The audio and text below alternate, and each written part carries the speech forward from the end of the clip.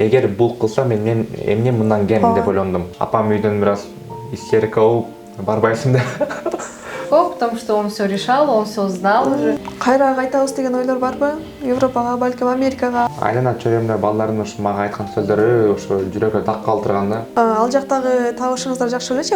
Кыргызстандан блогерликтен жакшыракпы? Сен эмессиң, сен боткосуң, быштаксың деп сен менен эч ким сүйлөшпөйт деп мындай бүт бара кемсите берчү менчи. Я была мальчуганкой. Мен өзүмө бир сөз бердим да.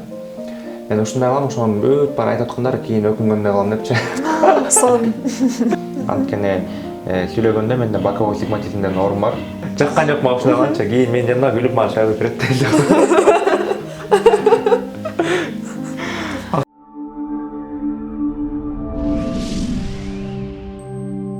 Соло ТВ каналынын жалпы катталуучуларына салам айтабыз. Бүгүн бизде конокто интернет азыр өнүгүп жатканына байланыштуу өздөрүнүн интернеттен жакшы көргөзүп, ошол жактан жакшы финансылык табыштарга жетип, мыкты ийгиликтер жаратып жаткан жаш креативдүү блогерлер Аман жана Адина. Саламатсыздарбы? Саламатсыздарбы?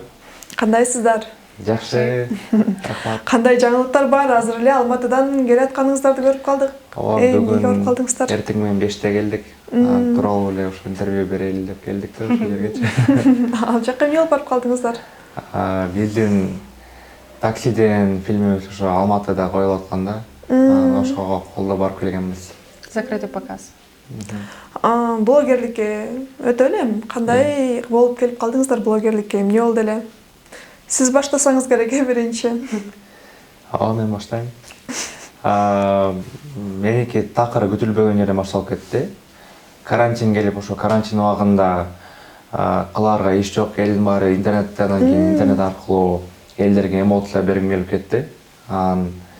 Башында бирок айлана чөйрөмдө жүргөн досторум бүт бара колдошкон жок. Андан кийин ал чөйрөдөн кеткенден кийин башка чөйрөгө келдим. Ал чөйрөдө уже видео тарткан кишилер пайда болуп баштады. Алар мага колдоп бергендиктен мен ушу өзүмө ишенип туруп видео тартып баштадым. Анан ошондон бери тартып жүрөм. Башында TikTok менен Instagram'ды видео просмотр албаган күндөр, удалить алган күндөр болду. Кайра өткөрүп, анан кийин мага элге эмоция тартуулаган аябай жакты да. Анан ошо мага жаккандыктан мен азыркы күнгө чейин тартып келем. Азыр биз деле мисалы бир видео тартсак, өзүбүз деле тартып койсок, көп просмотр болбосо кайра уялып кетип өчүрүп саласызбы? Сиздерде деле ошондой болот да, уялып. Мурунку жаңы тартып баштагандагы видеолоруңуздар үчүн уяласызбы? Ооба, абдан уялам. Өчүрдүңүз беле? Архивке кирсем бир канча, бир 300-400 видео бар өчүргөн. Ошондой. Жакшы. Анан сиз блогерликке келгенде мындай бирөөдөн таасирленип эмес, карантинде жатып аябай скучно, орусча айтканда скучно болуп кетиптир да. Кылаарга иш жок болуп калды, анан кийин эшикке чыгайын десең, башка жака барайын десең, маршрутка жок, анда акчам деле жок. Такси чакырайын десем, анан кийин машина жок. Туруп, билбейм, ушу өзүм жашаган жеримде балдарды чогултуп эле анан кийин басия видео тартпайлыбы деп киргизсек, просмотр учуп кетти. Ошо менин 2000 подписчигим бар болчу ал кезде, ошо 2000 подписчик менен 70 000 просмотрга чейин жеткен да. Ошондо биз аябай таң калганбыз. Депчи, эгер биз 70 000 просмотр алсак, бул бир гана башталышы болсо, анда кийин келечегибиз бар деп ойлогонбуз. Ооба. Жаңы переходи на ООО Комбо тарифтик топтому. Көптөгөн комбо опциялар. Өзүңөр тандап, акысыз кошуп алгыла. Өз тарифиңди куруп ал. Өз комбоңду оңой эле чогултуп ал. Негизи блогерлик мындай чындап эле жакшы табыш алып келеби? Кээ бирлер айтат да, мисалы мен блогерликтен ашып кетсе 10 000 тапкам депчи, жакшы блогерлер деле. Кээ бирлер тескерисинче мен болгон байлыгы, мүлктөрүм бардыгы блогерликтен келген деп кимге ишенебиз эми? Балким сиздер чындыкты айтып бересиздер. Бул менин жеке оюм. Ар бир адам өзүнүн ошо ой жүгүртүүсүнө жараша табат депчи. Кээ бир адамдар өздөрүнүн ошо турган мүмкүнчүлүгүн колдонгонун билишпейт. Анткени мен такыр ошо адам менен спорт этпейм. 4 миллион подписчиги болуп деле анча акча таппаган блогерлер бар. Подписчигинин саны эмес, сапаты эң биринчиден ушу бааланат. Эгерде жөн саны болуп турган болсо, сапаттуу эмес болсо, анда алар табышпайт да.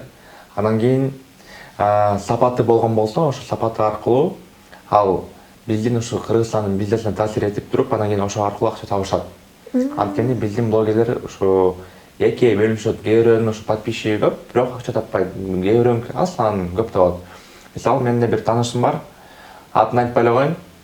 30 000 подписчиги менен ошо менен бир кантип айтсам, анын бир обученияга жазылганы эле 300 000 сом турат экен. Ай. Ушундай экен да, анан кийин мен таң калдым анча кантип ошондой кылып атат депчи. Просто бул жерде өзүнүн ой жүгүртүүсүнө жараша. Ал ошо өзү Россиядагы блогерлерден окуп, бүт баарын айтып бергендиги үчүн ошондой акча алат экен. Жазылгандар бар. Мен бир жолу көргөнүм боюнча ошо компьютерден көрүп калгам. 50 киши жазылган көрүп калгам да, ошондой кылган. Демек өзүбүзгө болгон бааны көтөрө турган өзүбүз эле экенбиз да. Ооба. Жакшы блог алып кетүүдө мындай кандай принциптерди карманасыздар? Балким Адина жооп берет. Кандай принциптерди карманасыздар? Балким жаш өсүп келаткан блогерлерге эмне дейт элеңиздер? Ну, скорее всего, самый главный принцип в моей жизни — это не жалеть ни о чем. То есть все, что не делается, все всегда к лучшему идет. То есть когда нам, допустим, родители, да, родители, либо кто-то еще из взрослых говорит, вот это не делай, потому что вот так будет, да. Люди, человек не поймет, да, пока он сам это не ошибется, да, не пойдет, не прочувствует это все. Когда он упадет в эту яму, поднимется и тогда поймет, родители были правы. Да. И поэтому лучше не жалеть ни о чем. Вот принцип мой главный по жизни. А в блогерстве? А в блогерстве, да я ни о чем не жалею. Правда. В принципе, то же самое, да. То есть мой принцип по жизни и схож и по принципам в блогерстве. То есть снимала кринжовые видосики, ничего страшного. Это тоже ошибка. Сейчас снимаю нормально. То есть вот такой же принцип и в жизни, и в блогерской. Сиз кандай жооп бере элеңиз? Путем метода ошибок мы приобретаем какой-либо опыт. Вот с первого раза ни у кого идеально не получается. Мы снимаем ролики и впоследствии этого получили опыт, и этот опыт уже дает нам не повторять вот те ошибки, которые мы совершили. И чтобы получить такой опыт, мы должны придерживаться такой дисциплины, то есть моей идеологии, вот дисциплина равно результат. Я вот всегда везде говорю, если мы будем что-то делать вот постоянно, у нас будет навык, который будет приносить нам результат. Ар дайым көңүл буруш керек деп атасыңыз, ийгиликке жетиш үчүн, нерсе жетиш үчүн. Ийгиликке жетиш үчүн ошо адам ар дайым ошо мисалы видео тарткан чөйрөнү алсак, ошо күндө бир видеодон киргизип туруш керек. Эгерде күндө бир жыл бою ошо күндө бир видеодон киргизсе, анда ал өсүшү мүмкүн. Анан кийин кээ бир кишилер чыгып калат, ошо мен блогер болом депчи. Анан кийин өздөрүнүн каалоосу бар, анан бирок ошо кылганга энергиясы жок да. Алар ойлошот блогер болуш оңой деп, бирок видео тартуу оңой эмес. Мен мисалы видео тартканда мен идеяны бир 2 саат ойлоном. 2 саат ойлонгондон кийин туруп барып ошо 10-15 мүнөттө тартып коем бир видеонучу. Бирок ошол эле мен кылган ишимди 1 жыл бою кайталаганда адам баары чыдабайт экен мындайчы. Күндө бир видеодон киргизгенге эч кимдин кудурети жетпейт экен да, мындай карагандачы. Бизде азыр 21-кылымда конкуренция аябай көп. Мындай биздин 2003-жылдардан 2023-жылдарын салыштырганда биз баттан өсүп жатабыз да, бүт баарыбызчы. Ошо TikTok менен Instagram чөйрөсүндө деле ушундай. Бизде азыр конкуренция пайда болду. Тарткан ошо авторлор көбөйдү. Ошолордун бүт баарын эгерде эсептеп келгенде 4 жыл мурун оңоюраак болчу көтөрүлгөн. Азыркы кезде ташты ыргытсаң 10 кишиге 5 болсо блогер болуп чыгат деген сөз бар да. Анан кийин ал блогерлердин саны эле болуп турат да, сапат эмес. Бизде Кыргызстанда дале сапаттуу блогерлер жетишпейт. Аз. Ооба. Анткени бизде бир ошо биздин мамлекетибиздин ошо көйгөйлүү ошо көйгөйлөр чыгарып турган ошо блогерлер жок. Жана күндө ошо видео тарткан блогер табылбайт азырчы. Сапаттуулук деп биз эмнени түшүнөбүз? Биз баарын эле көрсөк, блогер экен, бул видео тартат экен деп күлүп карап коебуз да видеолоруна. Менин оюмча сапаттуу деген бул ошо биздин ошо коомубузга сапаттап мындай пайдап келген блогерлерди айтам да менчи. Биздин коомго ошо бир жаштарга жол ачып берген блогерлерди, биздин ошо коомубуздун өзүнө ишенбеген ошо граждандарыбыздын ошо мүмкүнчүлүктөрүн көрсөтүп берген блогерлерди эсептейм да. Анткени кандай кишилер бар, мисалы өзүмдүн башымдан өткөргөнүм, мен 18 жашымда Европага көчүп келгенден кийин менен бир 1000ге жакын киши турган болчу, сен Европага кантип кеттиң депчи. Кантип кеттиң, ал кыйынбы аябай депчи, визаны кантип алдың депчи. Бүт баары ушинтип сураган. Бул жерде эч кандай кыйындыгы жок. Жөн эле компанияга барасың, документиңди тапшырасың, Акча бересиң, болуп кетесиң. Мына эч кандай кыйындык жок да, мындай карагандачы. Анан кийин бизде ошо өзүнө ишенбегендер аябай көп. Анан кийин эгерде кээ бир гана блогерлер ошо жаштарга өзүн ишендире турган видеолорду тартса, анда бизде коомубуз өзгөрөт. Жана сапаттуу дегендер ушу биздин моралдык установка деген кандай болчу эле карасчы? Установка. Моралдык принциптерди дей бериңиз. Моралдык принциптерди кармаган, так айтканда моралдык принциптерди кармабаган блогерлер да көп болуп кетти. Ошол блогерлер азайып туруп, анан кийин сапаттуу блогерлер көбөйгөндө биздин коомубузга абдан бир чоң пайдалуу иштер болот да. Жакшы. Европа жөнүндө айтып кеттиңиз го баягы. Мен деле көп угуп калдым да, Европага баргандар, мисалы кээ бирлерден сурасаң, ой, ал жак деген кыйын, консулга барышың керек, консулса уруксат береби, бербейби, ал жакка көптөгөн акча кетет, анан акчанын үстүнөн акча дешет да. Демек, булар жөн эле сөз экен, Кыйынчылык жок, ал адамдын өзүнүн ой жүгүртүүсүнөн да. Бизге мисалы ата-энем мага дагы бир тарбия берген. Ал тарбияда мен өзүмө алганым, ата-энем кылбаган нерсе мен кыла албайм деп ойлочумун. Ата-энем меники Европага барган эмес, анда мен да Европага бара албайм деп мындай ой пайда болгон мендечи. Анан бир убакта эле элдин ошо Европага кеткенин көрүп, көзүмдүн курсташтарымдын программаларга жазылып, анан Германияга кетип атканын көрүп, мен да ошону каалап кеттим да. Эгер бул кылса, мен эмне мындан кем деп ойлондум. Бунун эле 2 колу, 1 башы, 2 буту бар депчи. Мен эмне мындан кем болот деп өзүм салыштырдым дагы, барып ташып койдум. Ата-энем аягына чейин ишенген эмес мен Европага кетеримин дечи. Андан кийин мынакей виза алдым, мен кетем деп айтканда, анда апам үйдөн бир аз истерика болуп, барбайсың деп. Европада ал жакта эмне болосуң деп, балам эмне болот? Сен немисче билбейсиң деп да. Анда ошо. Кетип калдым. Кеткенден кийин кыйынчылыкты көрдүм. Ошо кыйынчылыкты көргөнүм үчүн мен ошо азыр ушул жерде отурдум деп ойлойм да. Кандай кыйынчылыктарды көрдүңүз? Тилди билбейм, жаңы система метро. Мага 400-500 километр ошо Мюнхенден ары жүрүш керек жолдочу. Анан кийин кантип барарымды билбейм, ошону бүт баарын оңдош үчүн, билиш үчүн мен элдерге барып мимика менен жардам сурадым. Анан кийин Wi-Fi таптым, Wi-Fi тапкандан переводчик менен жардам сурадым, барып туруп жумушка баргандан кийин немисче билесиңби деп сураса, билбейм деп айтам. Ал жерден күндө уруш жейм, күндө стресс болуп турду. Бирок бул баары мага пайдалуу болду. Европа жана айтып атпайсызбы, кыйын депчи. Мисалы, биз Алматыдан келдик деп айттым го. Биз Алматыга өтүш үчүн биздин ошо КППбызден бир 30 мүнөттөй убактыбызды кетирдик да, 15 мүнөт биздин постубуздан, анан 15 мүнөт Казакстандын постунан. Европада андай посттор жок. Мисалы, мен Германиядан Нидерландыга барам десем, машина менен эле мындай өтүп кетесиң. Эч кандай тоскоолдук болбойт, эч ким текшербейт. Балким ошо мамлекеттин полициясы текшериши мүмкүн, бирок сен биздин ошо закондорубузга баш ийип жүргөн киши, ошо Европа өлкөлөрүнүн закондоруна баш ийген киши болсоң, сага эч ким эчтеке деп тийишпейт. Болду. Кыйынчылык жок эч кандай. Сиздечи, сизден кийин барды окшойт да, балким аман жаныңызда болуп, сизге жеңилирээк болду. Ну, мы этим летом вдвоем, нет, уже в прошлом году летом съездили тоже вместе в Германию. Ну, мне было очень легко. Мне, правда, было очень легко, потому что он все решал, он все знал уже. Я чисто за ним туда-сюда ходила и все. Мне было очень просто. Сонун, эмне жумуш кылдыңыздар ал жактан? Мы там работали, то есть там был зоопарк. В зоопарке есть разные такие, ну, быстрое питание и так далее, такие маленькие домики. Он работал в гриль-хутен.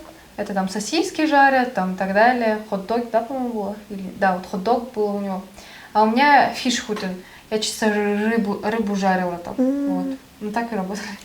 На позиции кассира я работал, получается. Бизде бир график бар болчу. Эртең менен саат 10-да келесиң, 6-да кетесиң депчи. Болду ошо 8 саатта Германияда ошо минимальный зарплатасы 13 евродан. Ошондо ар бир саатта 13 евродан тапканда ошо 8 саатта бул 102 евро калат карандачы. Ал жерден эми тамагыңды кемтет, жашаган жериңдин акчасын кемтет, ошондо чисто бир 70 евродай калат да. Жакшы. 70 евро, бирок бул биздин сомго которгон 7000 сом күнүнөчү. Ошондой болуп калат. Сон кайра кайтабыз деген ойлор барбы? Европага, балким Америкага, азыр жаштардын көбү Америкага дагы кетип атат го. В Америку можно, в Европу чисто просто, чтобы отдохнуть, посмотреть, там еще попутешествовать. А чтобы работать, я думаю, нет. Лучше здесь реализоваться в Бишкеке. Сиздин деле оюңуз ушундай. Жакшы. Ал жактагы табышыңыздар жакшы белечи? Кыргызстандан блогерликтен жакшыраакпы? Субъективное мнение. Кому как. Кому нравится в Германии зарабатывать, кому нравится вот так зарабатывать. Не, она спрашивает про нас. Ну, субъективное мнение, вот. Ну, ты как думаешь? Мен жеке оюм, эмне үчүн мен Германияга барбаганымдын себеби анткени ал Германиядан тапкан акчаны бул жерден эле тапса болот экен. Ошо менин жеке оюм, менин оюм боюнча Европадан тапкан акчаны бул жерден эле тапса болот Кыргызстанданчы. Болгону ой жүгүртүүнү ошол жерге чейин өстүрүш керек. Жакшы. Европаны жыйынтыктап эми бала кезиңиздерди айтып берсеңиздер, ата энеңиз жөнүндө бир аз айтып бердиңиз жана жөнөкөй эле адамдар болчу деп балаларыңыз жөнүндө айтып бериңизчи, экөөңүздөр тең, кезектешип. Ты скажи. Начинай просто детство, давайте. Про детство свое расскажи. Что мне сказать про детство? Ну что мне сказать про детство, я не знаю. Расскажи просто. Ну просто что, просто я была мальчуганкой, постоянно там ходила там по гаражам, бегала, что-то постоянно творила, там маленькая была, что-то там ковыряла, червяков искала, там стрекозу ловила. То есть я всегда занималась такими более мальчишескими играми, да, постоянно что-то бегала, прыгала, играла, короче. Вот такое мое детство было. Вот. Хорошо. Кыргызча айтайын эле. Мен ушу кичекейимде 1-класска баргандан кийин салмагымды ала алган болчумун. Атам окуудан кийин күндө келип 2 мал тамак алып берчү да. Ошо тамакты жей берип, анан салмагым аябай чоңоюп кеткен. Мен 5-классымда ошо салмагым, боюм канча болчу? 1,50, анан салмагым 60 болчу. Менин салмагым оор болгондуктан менин ошо айлана чөйрөмдө балдардын ошо мага айткан сөздөрү ошо жүрөккө так калтырган да. Сен эмессиң, сен боткосуң, быштаксың деп, анан сен менен эч ким сүйлөшпөйт деп, мындай бүт бара кемсинте берчү менимче. Анан кийин мен өзүмө болгон ишеничимди кетирип койгом. Бирок 5-класстан кийин ошо спорт менен машыгайын дедим. Спорт менен машыктым, 2 жыл самбоға бардым, андан кийин грэпплингке бардым 1 жыл, андан кийин эрежеси урушка бардым. Ошондон кийин салмагымды түшүрдүм. Ал бүт бар менен боюма кетти. Боюма кеткенден кийин ошо айлана чөйрөмдөгү балдардын, ошо кыздардын өздөрү салмак алып баштаганын көрүп баштадым да. Ушундай байкап алдым. Мен бирок андайга түшкөн жокмун, аларга эч айткан жокмун, анткени жашоодо бүт бар болушу мүмкүн да. Анткени алар мага айтты, ал ошо айткан өзүнүн башына келди. Ошо мен кичекей кезимде кыйын болду бүт бар элечи, анткени айлана чөйрөмдөгү бүт баары мен кемсинте беришем. Сүйлөгөндө да билбейсиң деп. Анткени сүйлөгөндө менде боковой сигматизм деген оорум бар. Тамганы туура айтпайм да. Аны оңдошко билбейм мен мүмкүнчүлүгүм жетеби жетпейби, бирок көрөбүз анча аракет кылып жүрөм. Кемсинтүүлөр, кантип айтсам, мектептен урушуулар да болду, аябайча тентек да болуп өстүм да. Көп мушташтым. Ошонун бүт баары мага таасир берди. Ошо эркектен ошо көрүш керек ушунун бүт баарынча көрүп туруп анын өзүнө бир тыянак чыгарыш керек экен. Жашоодо ошо кийин кандай жашаш керек дегенгечи. Ошонун бүт баарын көргөндөн кийин менде бир жаңы ойлор пайда болду. Эгерде мен аны көрбөсөм, мен ошону туура деп эсептеп жүрө бермекмин да. Ошондой кылыш керек болчу депчи. Бирок ар бир катадан кийин мен өзүмө бир тыянак чыгарам дешменчи. Мынакей ушул окуя болгондо бул жагында терс таасир этти, мага бул жагында оң таасир этти. Ошол үчүн оң таасири көбүрөөк болсо мен ушул окуяга көбүрөөк басым жасайм. Эгерде жаман болсо мен андан алыс качам. Орусча айтканда мектепте буллингден өтүпсүз да. Ошол буллингден азыркы турган аманга мындай себепчи болдубу? Баягы өткөн күндөр балалык кездеги башка балдардын кемсинтүүлөрү, Ооба. Менин мисалы темпераментиме ошо таасир эткен, мисалы мен экстравертмин. Андан кийин ошо буллингти мен экстраверт көргөндөн кийин ошо мен өзүмө бир сөз бердим да. Мен ушундай кылам, ошонун бүт баары айтып аткандар кийин өкүнгөндөй кылам депчи. Сон. Ушундай бул жаман сапатпы, жакшы сапатпы айта албайм, бирок мен ошентип өсүп кеттим. Алар өкүнгөн жокпу мен билбейм, мага баары бир азырча, анткени ал кичинекей кезинде ошо максатта. Бирок ошол кезде ошол биринчи оюм болчу. Анан чоңоюп түшкөндө мен түшүндүм да, анткени эгерде булардын кемсинтүүсү болбогондо мен азыр аман болмок эмесмин депчи. Азыр тарынып барбы бул жакта, мындай көкүрөктө? Тарынып такыр жок. Кармабайсыз? Жок. Өзүңүздө мындай комплекстер барбы азыр? Комплекстер мен жок деп эсептейм. Мен мисалы билем ушу сүйлөй албаганымдычы, бирок мага баары бир бул, анткени мен тандаган эмесмин ушундай болорумдучу. Я воспринимаю себя таким, какой я есть. Адина, у вас есть комплексы? Нет. Да. У меня в детстве был комплекс, то, что я самая высокая в классе и так далее. А сейчас, наоборот, круто то, что я родилась высокой, потому что это круто. Узун бойлуулар мындай эме болот экен депчи. Кийимдердин жарышы жакшы болот экен. Да, одежда хорошо сидит. Шымдарды кыскартпайсыз. Наоборот, длиннее еще. Анан таанышкандагы баягы алгачкы сезимдериңизди жөнүндө айтып берсеңиздер, алгач эле бири-бириңиздердин кайсы сапаттарыңыздарды жактырдыңыздар?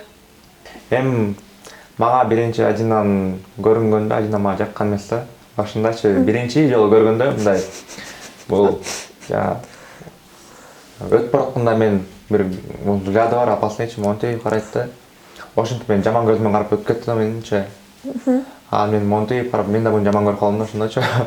Сиздин ошентип караганыңыз эсиңизде, эмнеге антип карадыңыз эле?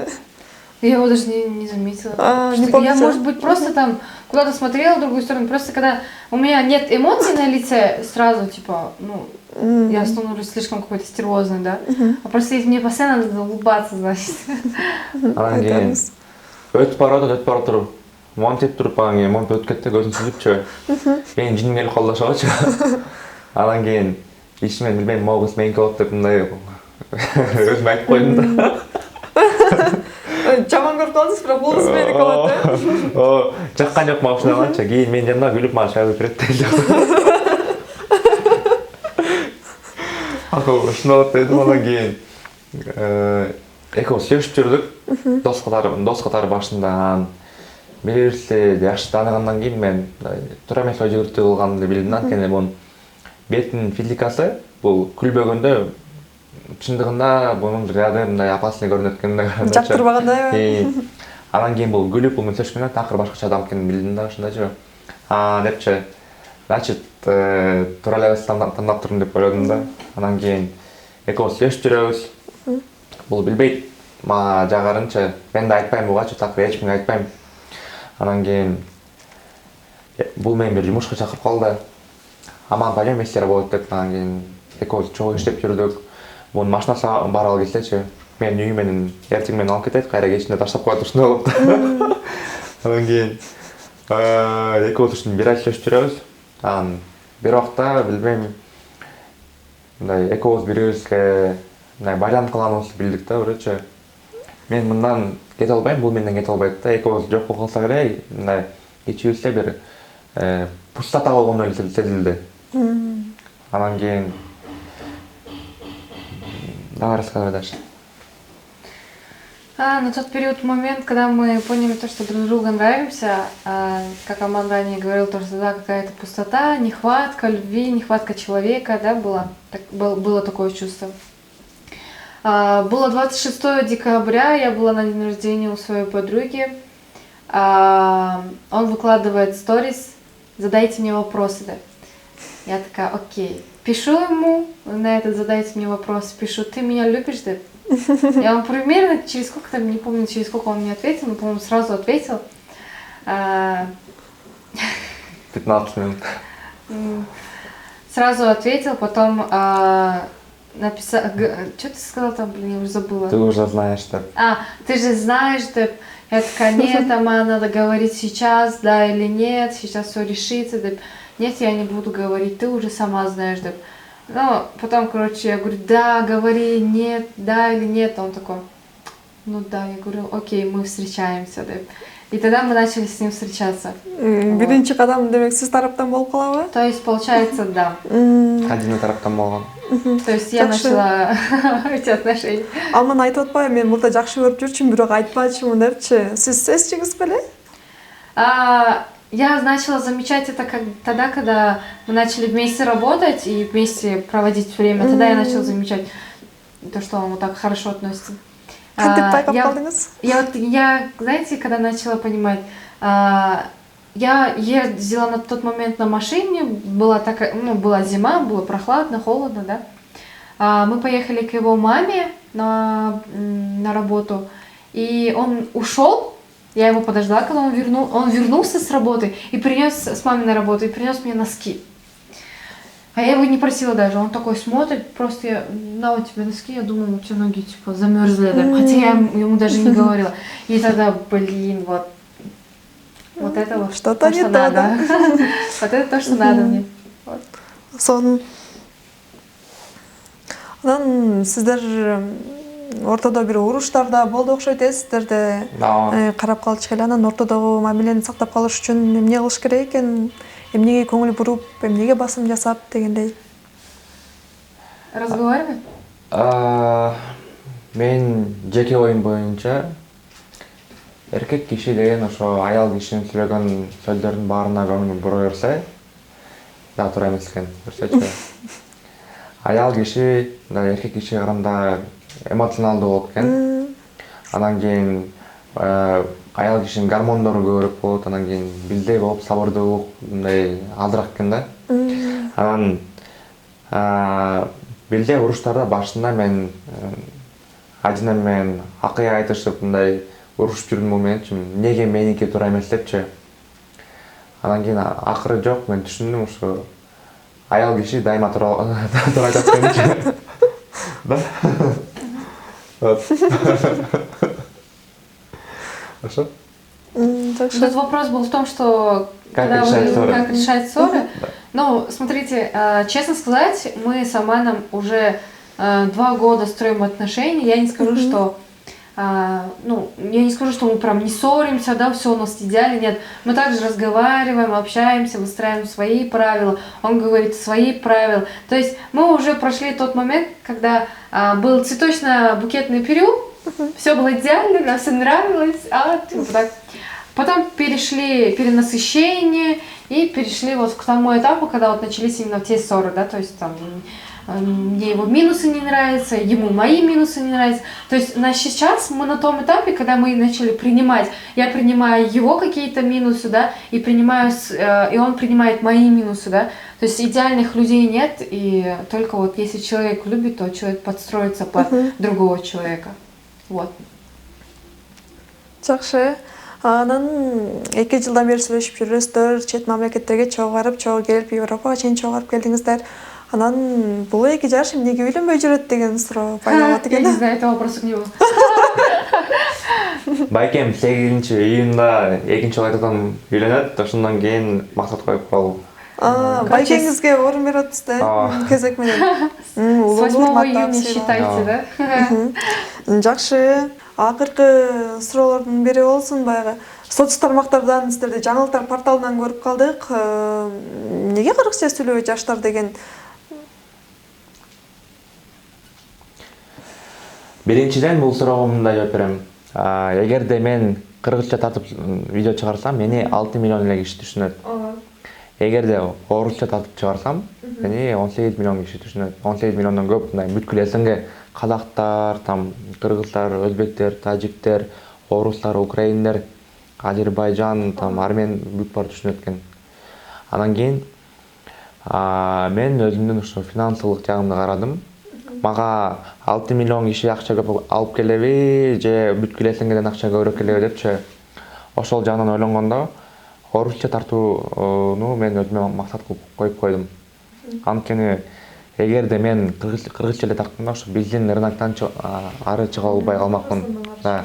Бирок азыркы учурда мага реклама Казакстандан түшөт, эме Россиядан да түшүп калат. Кандайдыр бир видеолорду чыгарып киргизип коюп алчу депчи. Бирок видеодон мен ставкаларды реклама кылбайм. Ставка, казино, жандай оюндар болот го. Андай реклама кылган блогерлердин бүт баарын мен жек көрөм. Эмне дегенде бул жерде жөн эле алдамчылык менен акча тапканда, алар да жазган болчу, бир 2-4 чыгарып берчи, 10 000 доллар беребиз депчи. Бирок менин адамгерчилигим сатылбайт деп аларга жооп бердим. Анткени 60% ошо эме алат, ошо партнерский программачы 40% ошо блогер өзү алат. Утулуп калган акчадан акча табышат. Блогердин кызыгында болот ошо кишилердин бүт баарын ошо оюнга киргизип коюшчу. Мен жеке оюм бул абдан туура эмес нерсе. Биздин мамлекет буга бир мыйзамды ойлоп табыш керек деп ойлойм да. Ошо реклама, ставка оюндар чыгарган кишилергечи. Анткени бул өтө жаман терс таасирин тийгизет биздин коомго. Анткени мисалы мен бир кишинин, Криштиану Роналду деген менин кумирим, ал туруп мага бир сунуш берсе, сен момунтип акча табасың депчи. Мен ошо ишенем агачы. Бизде кыргыздар ошо өзүн жакшы көргөн блогерлери бар. Андан кийин аларга ишенич аябай көп. Анан ал чыгарган историясына ал көңүл буруп көрөт да, айтканын кылып коет. Кылып койгондон кийин анын таасири абдан бир жаман болот да, адамгачы түшүнбөйт. Игры это же тоже зависимость считается, поэтому вообще Азарттан алыс болуш керек. легкие темные деньги. Бул акча эч качан жукпайт да, бул адал эмес болуп калат бул акчачы. Андан кийин бул үчүн ошо эгерде мен коллегаларым көрүп калсаңар, мындайды реклама кылбагыла. Да вообще люди не верьте в это казино, господи, лучше зарабатывать умом своим. Баягы немеде, Телеграмга кирсеңер мен үйрөтө калам деген да. Мен ошо бир идея ойлоп таптым, ал идеяны ошо мен страничкама ошо мен реклама кылган кишилерди бир шылдың иретинде тартайын деп атам да, ушунча азырчы. Вот, андан кийин кыргызчага кайра өтүп кетели. Мен кыргызчадан реклама өтүп кеттим. Кыргызча видео тартканда бат көтөрүлүп, ошо Кыргызстандан ошо сенин 50 сүйдүрүңдү бат эле кылып койсо анча. Жагында эле айткам, бизде Кыргызстандан конкуренция аз. Андан кийин видеону жакшы жана иреттүү кылып тартсаң, жетишкенге жетесиң. Андан кийин мисалы Кыргызстанда 6 миллион кишиге чыккан блогерлердин саны көппү, же СНГ боюнча бүт СНГ чыккан блогерлердин саны көппү? Бул жерде конкуренция чоң. Мен 1 жыл бою ошо Кыргызстанга аракет кылып коюп көрдүм. 30 000 подписчик болуптум. Андан кийинки жылы СНГге чыктым. Даже мирге да чыгып көрдүм. Болду, аракетин койдум. Ошондо менин катталуучулардын саны өстү. Азыркы учурда 742 000 катталуучум бар. Ошо мен СНГ жана ошо глобал форматына тарткан видеолорум ошо катталуучуларды алып келди. Андан кийин мага 2 жылда 30 000 подписчик топтогон жакшыбы же 1 жылда 700 000 подписчик топтогон жакшыбы деп ойлонуп калдым да менчи. Анткени Алматыга, Астанага каяка барбайын, кишилер таанып, мындай учурашып сүрөткө түшүшөт. Аны алып коеюн, мен Германияда барып жүргөндө, геолокациямды Германияга өзгөрткөндөн кийин Германияда тарткан видеолор тараганда, Германиянын Росток шаарынан ушу немецлер келип сүрөткө түшкөн убактар болду. Сиздер менен Вот мен более масштабно ойлондум, ошо менин чечимим, ошо орусча тартканды тандадым да. Эң туура чечим деп ойлойм. Анан айтыңызчы, баягы блогерлик кыргыз элине бир пайдасын алып келе алабы? Ооба. Биринчиден ушу блогерлер аркылуу биздин средний, крупный бизнеске абдан бир чоң таасирин тийгизсе болот блогерлерчи. Өздөрүнүн видеосу аркылуу бизнести көтөрүүгө чоң пайданы алып келет. Жана блогерлер аркылуу алар туризмди көрүшөт, кайсы мамлекетке барганда кандай лайфхактарды колдонсо болот. Мен мисалы бирөөнүн стористеринен көрүп эле Анталиядан мисалы биз барып келгенде алар бир бааны айтат да, айткандан кийин эгерде сен орусча айтсаң, алар сага бааны көбүрөөк айтарын билип калдым да, аны билбечүмүн менчи.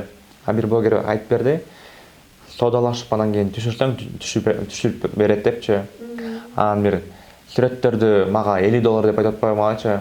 Айттым $50 албайм, $15 алам депчи. Десем, жок $20 деп атпайбы магачы. Мен жок деп кетип барып атсам, макул $15 ал деп атпайм, мен албайм деп кетип калдым дагычы. Анан ал машина бизди отельге чейин кайра жеткизет да. Отурсам, мен карап туруп $5 аласың деп айтып атпайбы ошол жерденчи. Анан кийин отель мен жеткирип, анан кийин дагы бир магазинге да жеткирип койсоң алам десем, анан макул деп анан кийин $5 алдым.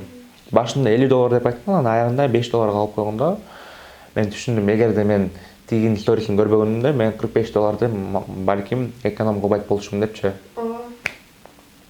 Ошол тараптан пайдасын алып келет. Мүмкүнчүлүктү ачып берет блогерлерчи, өздөрүнүн ушу тарткан видеолор аркылуу. Бирок адам деген тоже аң сезими бир аз өскөн болуш керек да, анткени жанында эле биздин блогерлер экиге бөлүнөт. Терс таасирин тийгизгендер жана сапатын тийгизгендерчи. Терс таасирин тийгизген блогерлерди аларды көрбөй коюш керек. Таасирлүү видеолор тарткан блогерлерди алар колдоп, ошолорду колдосо дайыма бизде блогерлик жактан да бир цензура пайда болуп калат да. Кийин уяттуу видео тарткандасында да кишилер ойлонуп калышат. Сонун жооптор болду. Сиздерге чоң рахмат. Менин суроолорум дагы бүтүп калды. Биз азыр көрдүк, жашы кичинекей болсо дагы өзүнүн жашынан өйдө ой жүгүрткөн жаштар экенине күбө болдук. Сиздерге ийгилик каалайбыз. Пайдалуу видеолорду тартып, бөлүшүп жүрө бериңиздер. Кайрылуу кылып кетсеңиздер. Рахмат. Обращение к зрителям. Блин, я не знаю, что сказать. Ну, скажи свои мысли. Вот за экраном стоит человек, и он хочет от тебя вот заключительные мысли типа услышать. Заключительные мысли. Просто не думай, просто делай. Вот и все. Просто я сейчас столкнулась с таким моментом, то что я не знаю, оказывается, что я хочу. А если ты знаешь, что ты хочешь, то просто возьми и делай, потому что это очень круто. Каждый может стать каждым, и потенциал у нас есть у всех. Успешными не рождаются, успешными становятся. Так что, ребят, тратьте свое время правильно, работайте и не думайте то, что есть легкие деньги. Ребят, в этом мире нужно вот трудиться и еще раз трудиться.